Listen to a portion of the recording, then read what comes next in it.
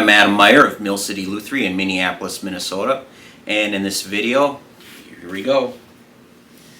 This is Louie, 1959 Gibson Les Paul. Yeah, this is the real thing. It's recently purchased by one of my regular customers. He's a collector. Many of the videos in my catalog are from his collection. I'll post a couple little thumbnails here so you know which ones. Yeah, this is Louie. We'll get some close-up shots of this guitar. There are some things about this that I can't believe, for being a heavily played guitar, are still original. There is a backstory to this. This is a well-known guitar amongst the people who follow specifically the 59 Les Paul. This one in particular, we're going to do the first refret on it. The frets are shot. Every guitar needs it done at some point. If this is an acoustic, someday you're going to have a neck reset. It's just one of those things that's going to happen. But it's kind of surprising that it is in the condition that it's in. That we had the tuners replaced at some point, but the originals were put back on. There are no marks or anything that somebody put on RØDE. They put on something that fit. We'll take some look at those things close up. And yeah, I'm going to have fun with this one. I hope you enjoy. And along with this guitar, just to back up that this is the real thing. It was purchased from Magick Vintage Guitars. We have a certificate here of authenticity. Read a little bit of this. This Gibson Les Paul Standard, serial number 9-1062, was made at the Gibson factory in Kalamazoo, Michigan in 1959. This particular guitar had earned the moniker of Louie by its previous owner, Keith Nelson of the band Buck Cherry. Then it goes on, there's a few details about the tuners being replaced, things like that, but I'll give you a little close-up view of that. And yeah, this is the real thing. This guitar is a legend in its own right. See here, we've got a ding on the peg head. Good thing, Gibsons are notorious for being easy to break the peg head, but that took a hit, and the neck is in one piece still. A lot of wear in that fingerboard. It's results usually from either grabbing too hard or not having your fingernails trimmed enough. It doesn't take a whole lot. You may not feel that you're touching the fingerboard, but it just takes a real subtle, little brushing against the wood. If you do it enough times, over time it'll wear away. The inlays are nice and intact. Some of them may be a little bit loose. Get a look at the top here. A little small crack in the pickup ring. Not a big issue right now. Writing is almost worn away. So there was something on the pickguard at one point, but it's in fine shape.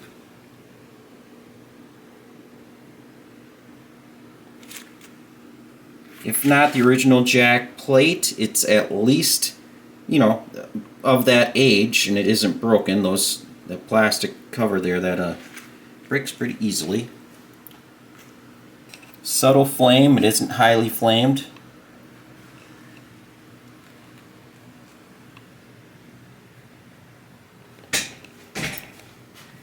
Looks like we have the original bridge on here. There is no retainer wire going over the intonation screws. So, not a big deal to replace that, because you can just put the original one back on. It's not difficult to do. It's just like changing strings. And I'm going to continue to wrap the strings on the tailpiece.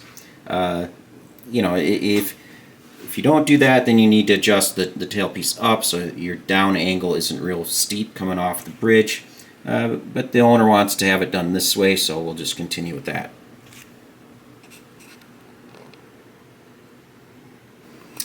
Have a look at the back here.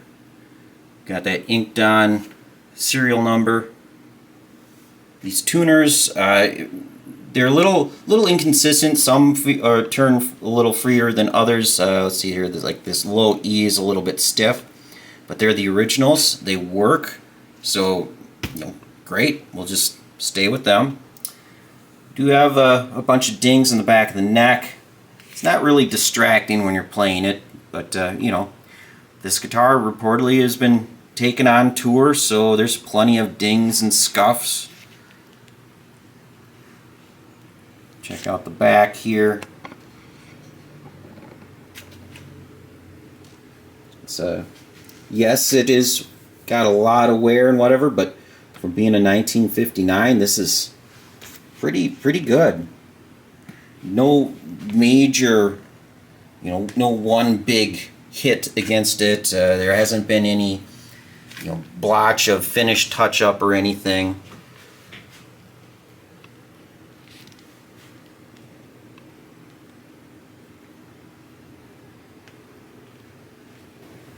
And the thing that surprised me most about this is, yes, these are original frets. If I get in there close, you see just a tiny bit of binding nib going up the side of the fret. If any of you aren't familiar with all the terms, but right here on the edge of the fret at the end, the little bit of white that kind of goes up the side, it's called the nib. It's plastic, so it wears down easy over time when you're playing the guitar. And most commonly when you refret a Les Paul or other Gibsons that have the bound necks, you just sand over the top, take those nibs off, and then fit the frets accordingly. Have the bead come out over the binding. But it's yeah, it's kind of a shock to me to see that there's a little bit of something there and that the frets are original.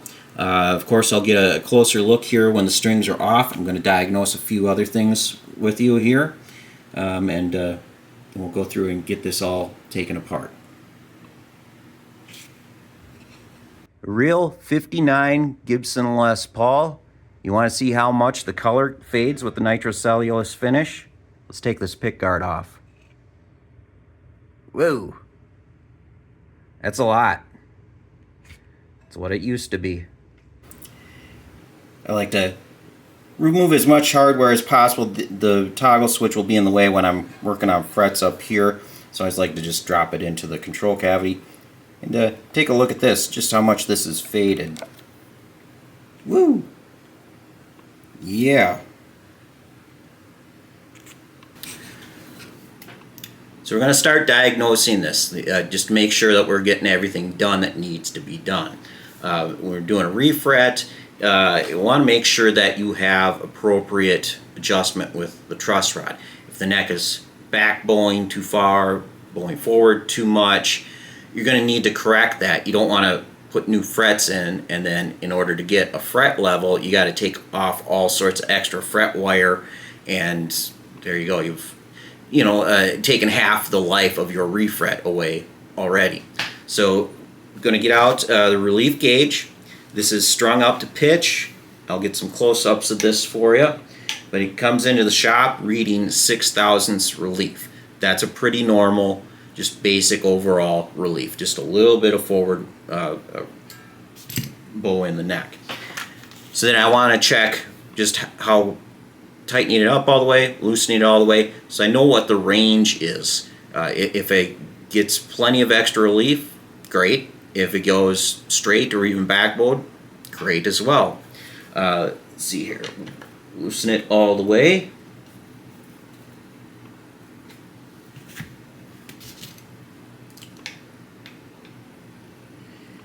And this is reading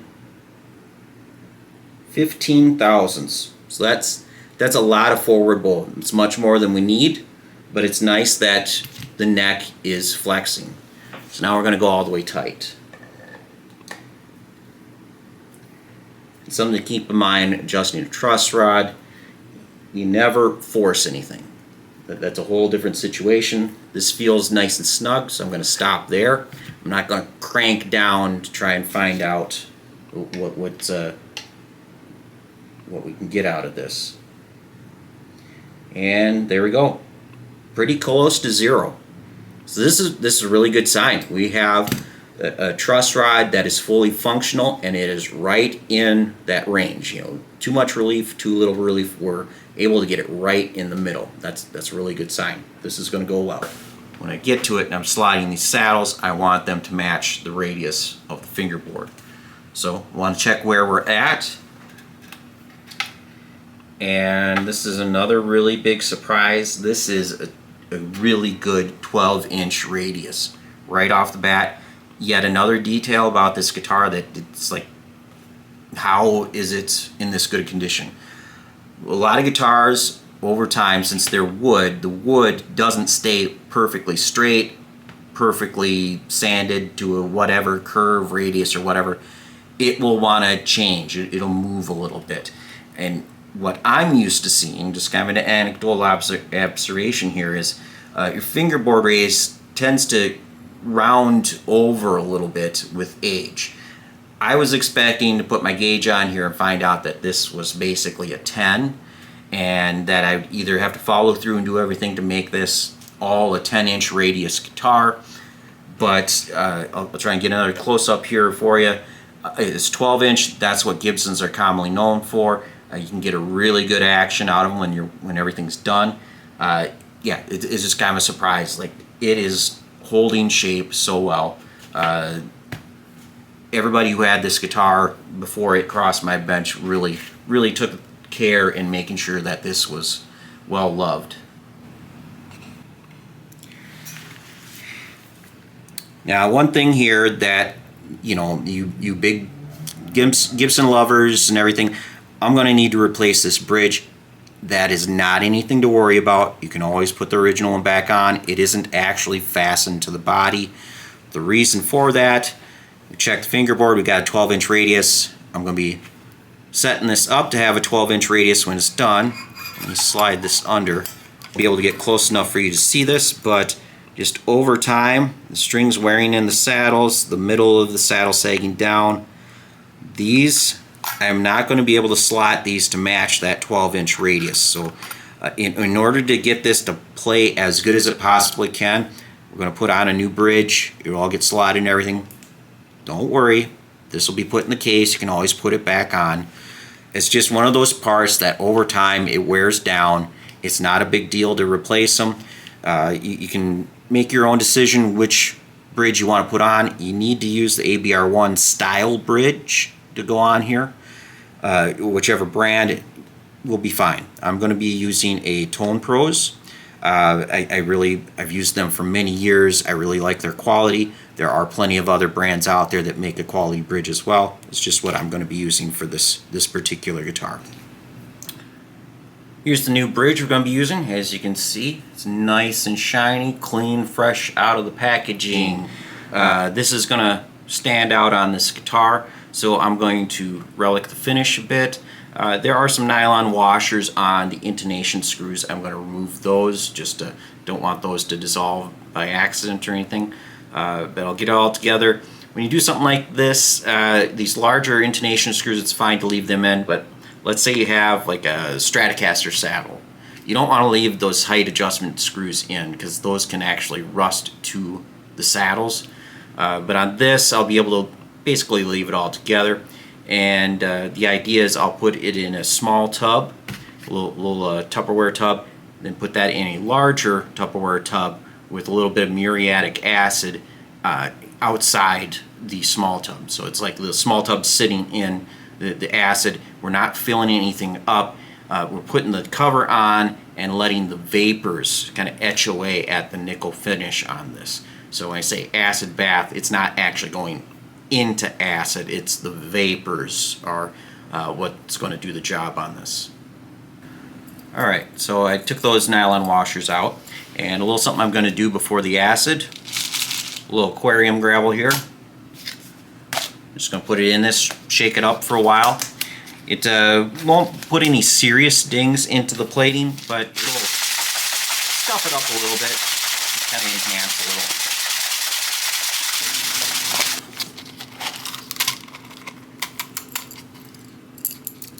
A little bit dusty, but we've got all sorts of little nicks and scrapes on it now. put this in the acid, and that'll do it. Like I said, we'll take the bridge into this tub. There will be a little bit of acid in this one. Just put that inside, close it up. I'll be doing this outside, so I'm not really going to film my actual work on this. But as you can see here, we've got really worn area between these first few frets. I'm just going to ignore that. Well, not completely ignore, but I'm not going to try and put any filler in there. I'm not going to sand the fingerboard down to level it out. What matters is the wood, basically where the fret bead is resting. If the wood right along the fret slots is even from fret to fret, we don't have anything to worry about. We can put new frets in, they'll all be level to each other, and we'll just proceed. Yeah, leveling this down, it would make things way too thin. Also, you'd end up, taking out your side dots. There are some people that will use filler, but this being rosewood, that's really going to stick out. We've got grainy rosewood here, and then all of a sudden you have a smooth patch that's filled in. That's going to look really obvious. You can sometimes get away with that on ebony, but not a guitar like this. The other thing, I thought we had some loose inlays, but come to find out once we got the strings out of the way that they are in and they're sitting really well. Want to take care of that ahead of time, get it done when the frets are out, but before new frets go in, if you had any that were loose. But yeah, the plastic shrinks up, they sometimes pop loose. Not a big deal to take care of that. But yeah, so this is all looking pretty good, just heavily worn. Frets are really worn down. There isn't enough there to do a fret dress. That, and owner wants it refretted. Get this back playing 100%. You get that in focus. There just isn't anything there for me to do a nib refret or to preserve the nibs. They're just too far gone. So I'll show you what I do, how the normal way to refret a Gibson. Another really good sign, I'm going through just part of my process, put a little lube on the threads of the truss rod nut. As you can see here, everything is intact. Sometimes the wood will crush under here. You have basically like a half circle kind of washer that the truss rod is sticking out of. And that often just like gets ground into the wood. But this is holding up. The wood isn't bulging here over the truss rod, which is another common thing where, right up here where you screw on the truss rod cover, you might have a little bulge, but nothing. It's all in such good shape. And yeah, I'll put this nut back on, and then we'll proceed to checking out the fingerboard from as far as the relief.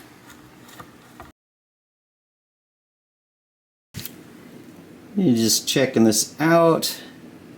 While the frets are still on, I have the truss rod basically in the middle position. A little bit of something with the fingerboard in that area. Come over on the treble side, and it's pretty level. And you see what it's like when we go loose.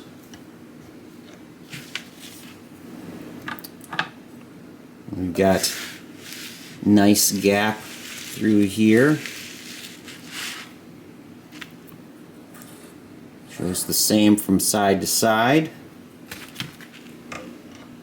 Tighten this up a bit.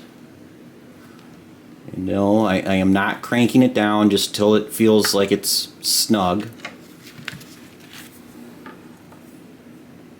And I've got a little bit of back pull. So that's good. This is definitely, it's close enough where I don't need to put any work into leveling the fingerboard. We're going to be putting on frets that are big enough that I can compensate with the fret dress. I don't have to be leveling the fingerboard and having like spots that look like they're fresh wood. I'll be cleaning it up, just a little bit of tailoring.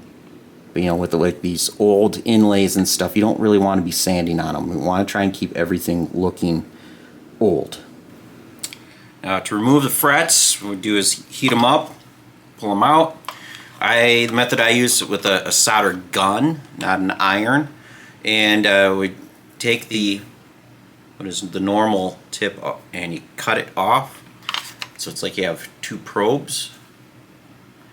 And when you place that on the fret, pull the trigger, completes the circuit, the fret heats up super fast. A little bit of water so you can tell that it has actually gotten hot. Old wood, gotta go slow. I use fret pullers like these. It's what I've gotten accustomed to. There are plenty of different sizes and shapes. Other people use different ones. That's fine. This is what I've gotten accustomed to, and I can.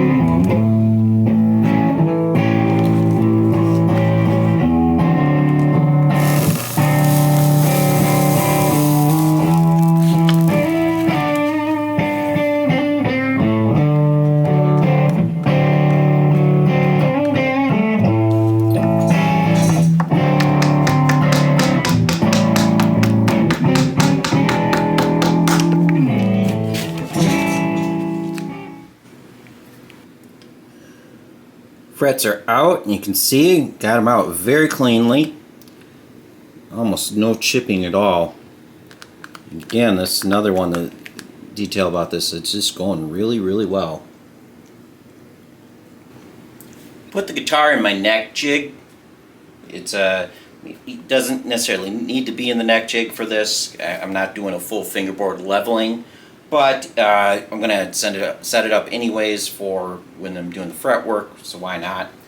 I'm going to go through, I've adjusted the neck about straight. We're close to the middle of the truss rod throw here, and checking with a straight edge. Yeah, the fingerboard dips between each fret We're not trying to get that out. I'm just wanting to clean up where the frets are going to sit. There's a little bit of a high spot up here that I can take out. It kind of looks like a high spot down by the nut, but that's more that all that wood is worn away from playing. So it's just cleaning up, getting the ledge where the binding is, and the fret bead is going to sit, have that all nice and smoothed out. I'll just be checking with straight edge across both sides. I'm just going to be using a small sanding bar to just touch up things. Sometimes you use a whole radius block and go down the whole neck. I'm not going that crazy on this. Want to preserve as much of this as possible. We're just touching things up. That's why I'm not calling it fingerboard leveling, because I'm not doing the whole thing. I'm just kind of touching things up a little bit.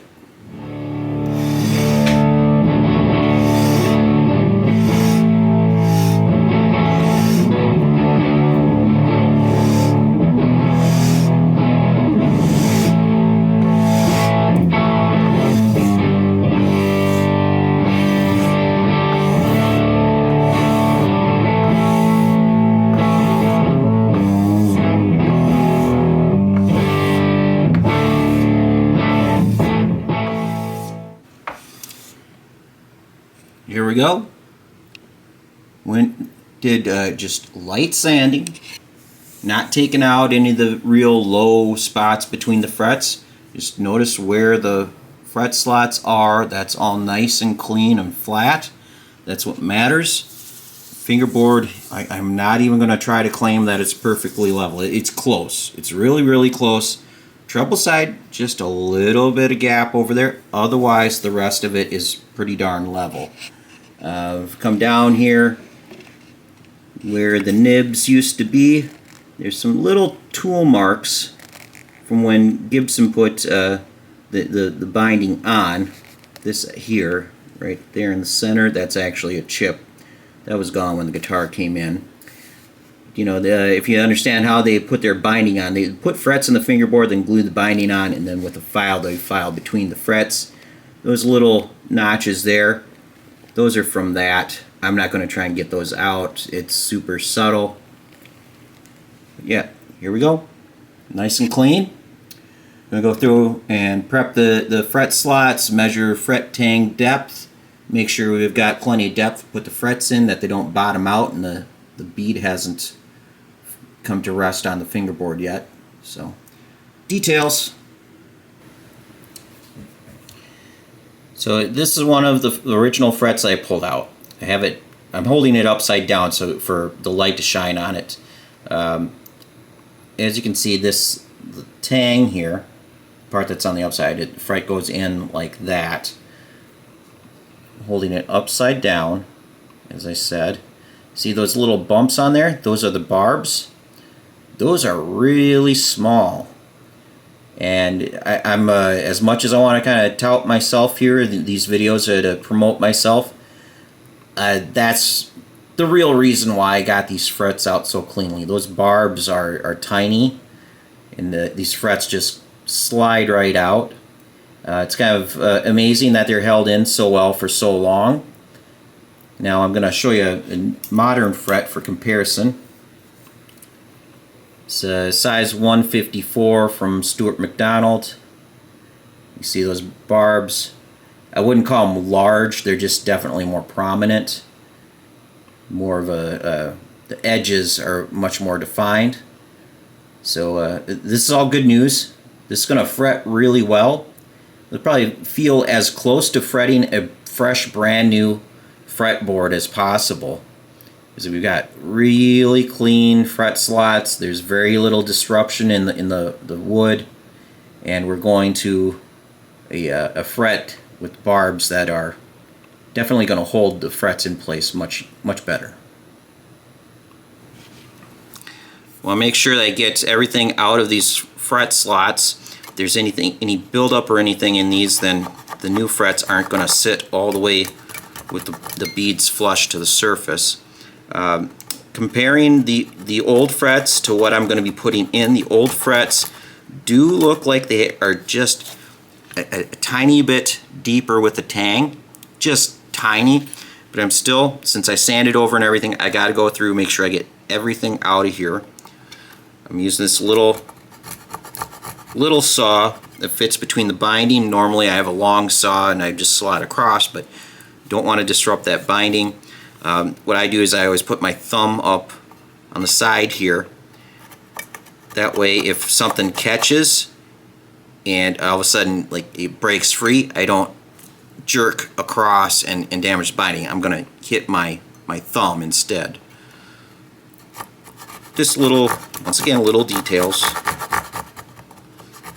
Not trying to make these deeper. We don't need to do that. I didn't level down the fingerboard much at all.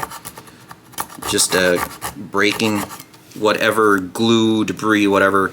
Just kind of get it broken loose and knocked out of the way. Once I've gone through all these with the little saw, follow up with this little hook tool, clear everything else, and then take a triangle file so the top corners are beveled just a little bit. The corners down where the tang becomes part of the bead, that's not like a really crisp, sharp 90-degree angle in there. It's a little rounded. So you want to round the top edges of these fret slots so that these get down and we get that full contact.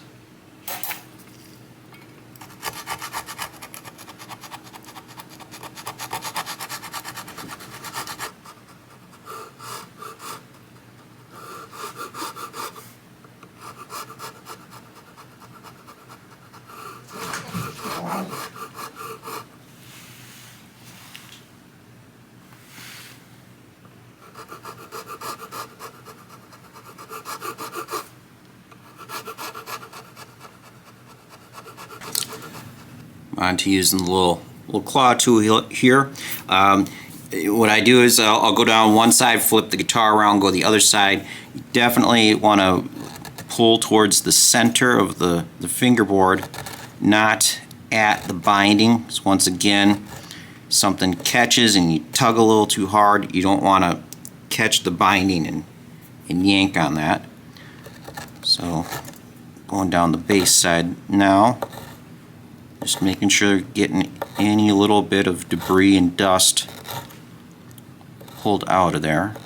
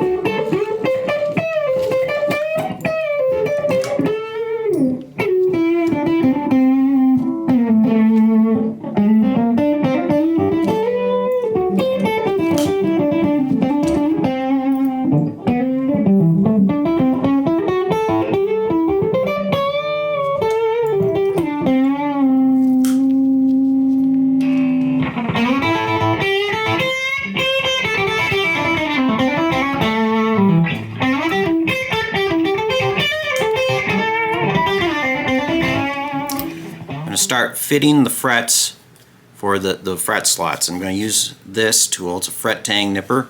There's different variations of it. This is the one I have.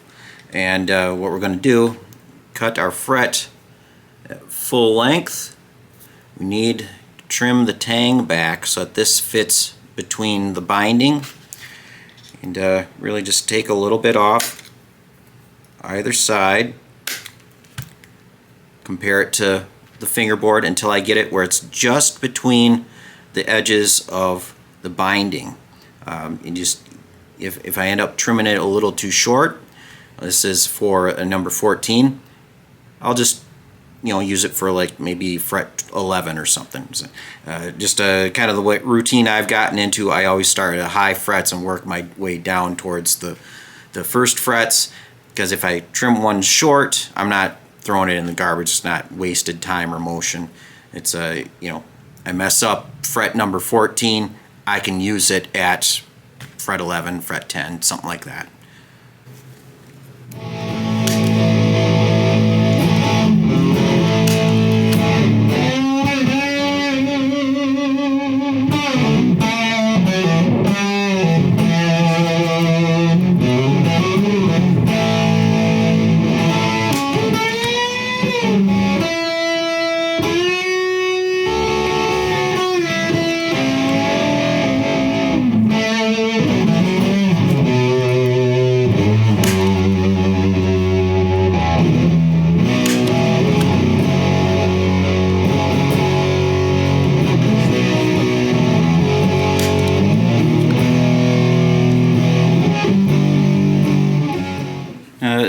all these trimmed, you can see in the bottom side here of the bead, there's still just a tiny little bit of tang on there.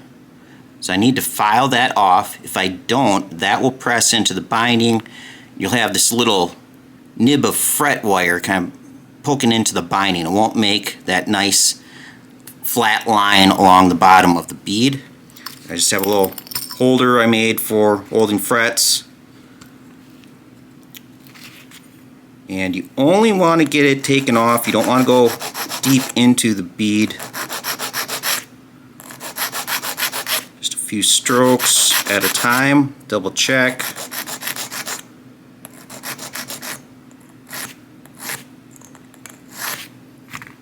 There we go. See that? Yeah, there's a little bit of file marks from my file, but I only went until I just started to touch the bottom side of the bead. Here's the untouched side. See that there? We want it to look like that. I'm just going to follow through.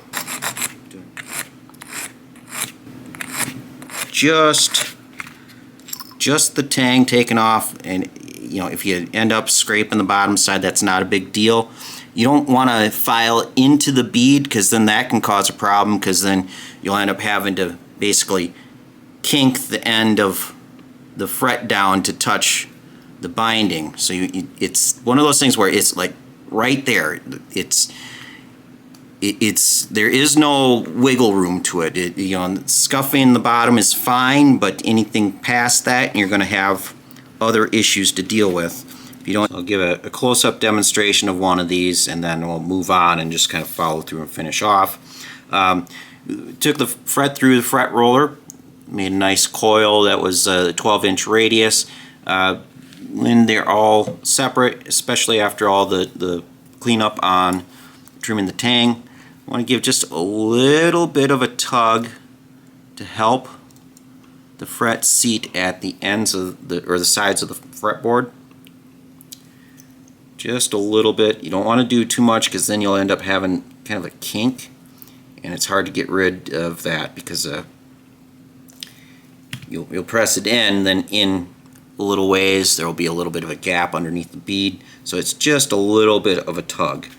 And just double check that this fits really well, and definitely keep the body covered up anytime you're using glue and tools or anything over the guitar. It doesn't take much of this. We just want to get that fret hammered in.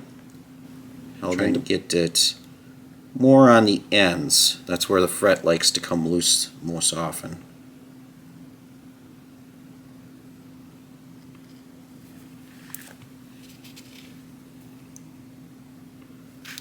I have just using the bench as my back support. I have a yoga mat down for a little bit of padding so I don't damage anything.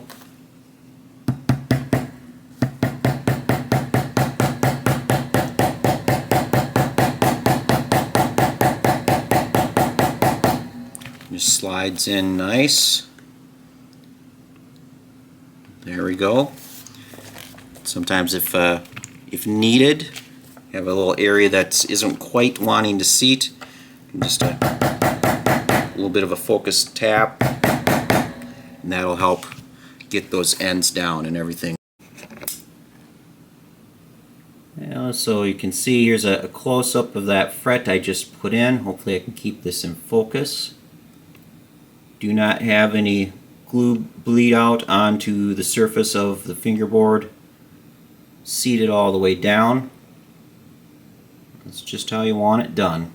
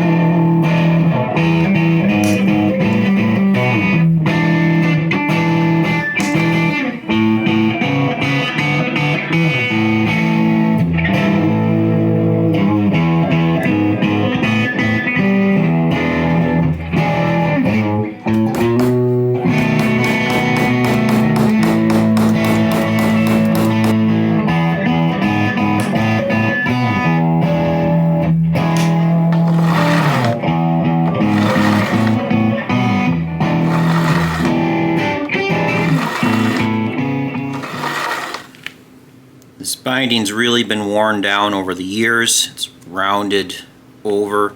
Really don't want to thin it out anymore. Got to be very careful and restrained with getting these fret ends beveled. Well, here's our basically our one alteration to this guitar before it got to me, the one big one. And it was said that the tuners had been replaced, which yes, then they put the originals back on. And these have been enlarged. They put on a different size tuner, same look. Yeah, this one has a little tape on it. They did the conversion bushing thing to put the originals back on. So, not a big deal. It was all done carefully. There is one little spot here where wood chipped out, but then a little black touch-up was put in. So, as you can see, I'd cut this. It's like some rubber tubing put on some of these to make them fit. So they are too small for the size of the hole there. I'm going to go through, since I have these loose and everything, I can't really do a full-on repair. The owner doesn't want me to do that at this time. I'm just going to take this stuff off here, and I'll basically wet some or soak some paper in some wood glue and wrap on here. That'll kind of glue to the wood and hold these bushings into place, and they'll, you know, you can't glue metal to wood, but this will kind of make it nice and solid. You'll be able to pull out what I'm doing, and it's just other people do it. It's a method I would prefer, and I'm pretty sure just about everybody would prefer that over this rubber piece here. Let's see if I can cut this off. I'm going to take some paper here, brown paper. I'm going to be doing the D. This one's really loose. I'm just gonna, this is the kind of the pre-mixed or the bottle hide glue. Using this because it'll be easy to remove if there ever comes a day when this is done a proper restoration. Do all the finish touch up and everything. So I'm going to get this, we'll need glue on this.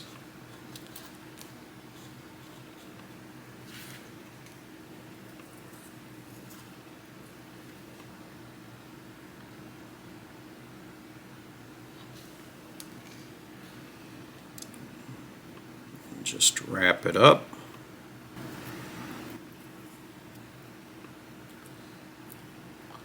Before I turned the camera on, I did a little test run, try and get the right length of paper to make this snug. There we go. Now, need just a little bit more glue on that, and it'll help take up the extra.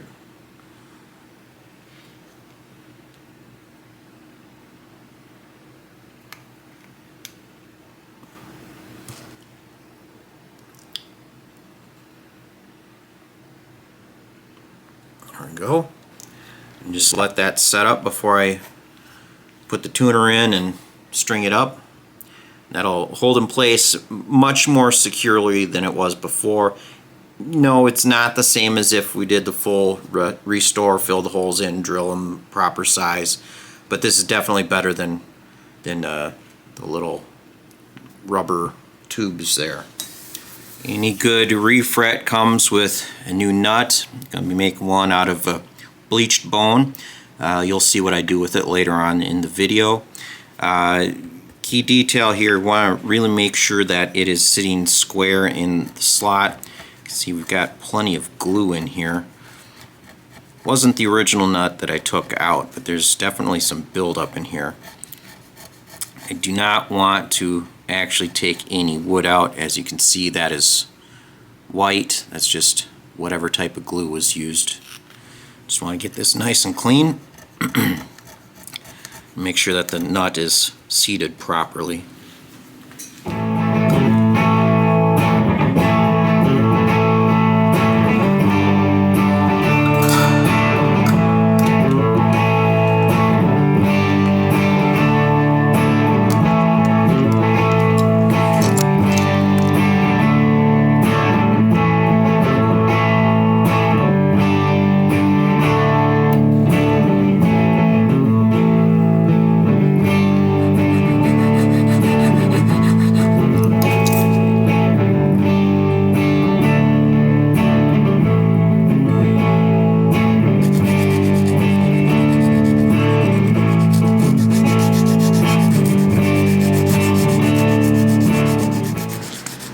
Alright, just a little final touch on this. I have some lacquer that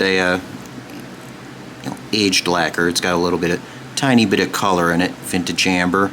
Or you can buy the pre-mixed lacquer pens. Just do a little bit of this on a white bone nut. I think this looks more like a really old nut than the unbleached vintage nut blanks. And I'm not trying to make anything super consistent or anything, because it's a nut. They get worn, they do look inconsistent, but I'm also not being sloppy and getting it all over the peg head or anything else. It's just on the nut. If you got a little spot that's bare and sticking through, well, that probably looks better than if it was perfectly consistent. Alright, we've got nuts slotted well enough. Once the fret dress is done, I'll do a little touch up on the slotting, because I'll probably end up kissing the first few frets a little bit, so it'd be like just 1 or 2 strokes of the slotting file and we're there. I have not slotted the bridge yet. I do that afterwards. Basically, the idea is I'm going to be putting this under tension on my neck jig so that I can hold the neck in place, because the wood doesn't flex uniformly. This is a way to get that last tiny little bit of accuracy out of your fret leveling. Your peg head can flex forward more than the rest of the neck, which makes this area, flexes at a different rate than this area. So the idea is get it all in tune, and normally I would be using a notched straight edge to check the level of the fretboard, not the frets. Can't do that this time because this fingerboard is so worn. It's kind of scooped between the frets a lot. So what I do in this case is I'm just relying on my relief gauge.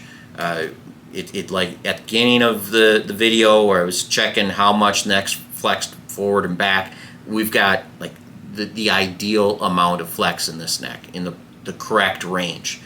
So ideally we want to end up with the truss rod adjustment close to center. Doesn't have to be perfectly center, but somewhere there. That way, as the seasons change, if the guitar needs a setup and need to adjust the truss rod a little bit, we have that adjustment. The idea is we want to level the frets when the truss rod is adjusted so the neck is straight. What I'm doing is in that range, this goes from about like 14 thousandths all the way forward to maybe about 2-3 thousandths backbowed. I'm getting close to that 0, because then I know I will be releasing the truss rod just a little bit and I'll end up right in the middle of that range. Works out just fine. Don't need the straight edge for this. It's nice when you can. If this was a brand new build or I went through and leveled the fingerboard, it's one of those things where maybe you can eke out just a tiny little bit more accuracy. You're keeping your fret heights a little bit more accurate. A situation like this, I might be taking a little bit extra fret off somewhere, but the playability result in the end comes out just as good. So that's how I'm doing it on this one. I'm going to get out the neck jig and get this set up and kind of explain how that's done. Quick rundown on this neck jig if you haven't seen one of these used in videos before. The idea is we strap the guitar on over here. You can adjust the height, and Les Paul has a neck angle, so I tip the body up so I can have the neck kind of level. The idea is these dials here, we have them pressed up behind the back of the neck. Not pressed, there's just they're touching. You're getting a reading off them.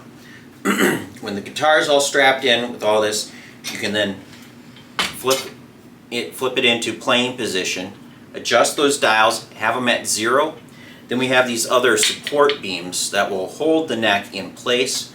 We've got an adjuster here for the back of the peg head and a strap here that is kind of gives that counter pressure if you have a neck that flexes a lot because of the peg head angle or whatever. You can then be able to tell with these dials if you are getting that type of flex.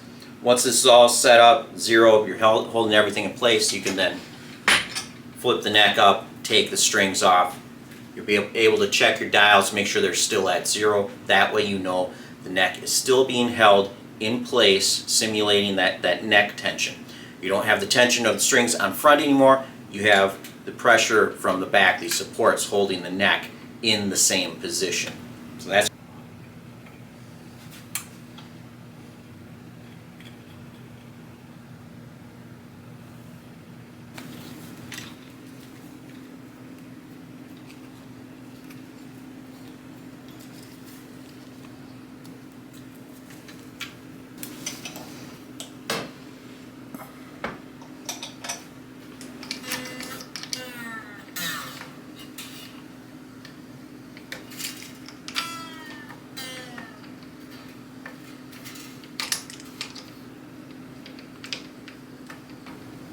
see, our dial indicators are both reading zero. It isn't just simply that we're holding everything up with the neck jig. You can see our counter strap here. This is pulling down. You can see as I pull on it, you see we get a little variable in the reading there. So this is pulling down a little bit. That helps get everything really refined, get a really nice fret leveling out of this.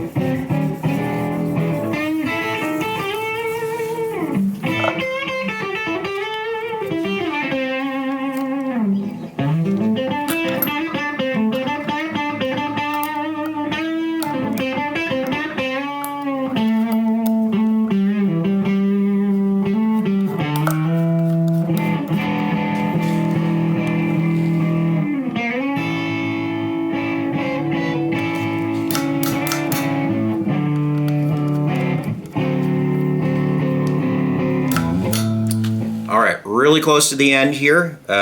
Basically the last thing to do before like plugging in, adjusting pickups and stuff, I gotta get these saddles slotted and get the intonation finished. I like to do this when all the fret work and everything else has been done. It's probably taken a little bit extra time, but on a guitar like this, the time doesn't really matter. Get the job right. Not fast, get the job right. So, there are some considerations here.